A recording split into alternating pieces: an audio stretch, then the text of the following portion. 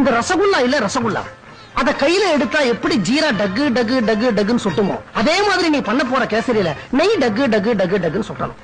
அப்புறம் இந்த பாசியில கால வச்சா எப்படி கைன்னு வழுக்குமோ அதே மாதிரி அந்த கேசரிய வாயில வச்சா கைன்னு வழுக்கிட்டு போய் குடல்ல தான் விழணும்.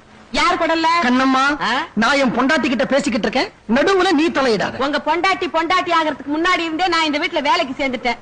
உடம்பு பூரா சக்கர வியாதி, ஈ மொச்சுக்கிட்டு இருக்கு. இந்த லட்சணத்துல கேசரியில ஐயாவுக்கு நெய் டக்கு டக்குன்னு சொட்டணும். கண்ணம்மா, நீ சும்மா இருக்க மாட்ட. கோதாவரி, வரவங்கள்ல 4 பேர் 4 விதமா இருப்பாங்க. ஆமாமா. சில பேருக்கு வெங்காய பஜ்ஜி பிடிக்கும், சில பேருக்கு கத்திரிக்காய் பஜ்ஜி பிடிக்கும், சில பேருக்கு வாழைக்காய் பஜ்ஜி பிடிக்கும், சில பேருக்கு உருளைக்கிழங்கு பஜ்ஜி பிடிக்கும். அதனால நீ 4 விதமான பஜ்ஜியும் போட்டுரும். இந்த பலகாரம் எல்லாம் வர்றவங்களுக்காக செய்ய சொல்லல, நாக்க தொங்க போட்டுக்கிட்டு நீங்க திங்கறதுக்காக செய்ய சொல்றீங்க. உடம்புல ஊசி எடுத்து குத்துனா காத்தா வெளியில போகும். அவ்வளவு வாய்வு வாழைக்காய் பஜ்ஜி உருளைக்கிழங்கு பஜ்ஜி உடம்புக்கு ஒத்துக்குமா? கண்ணம்மா, இதெல்லாம் வாய் இருக்க முடியாம தின்னப்பட வேண்டியது. அப்புறம்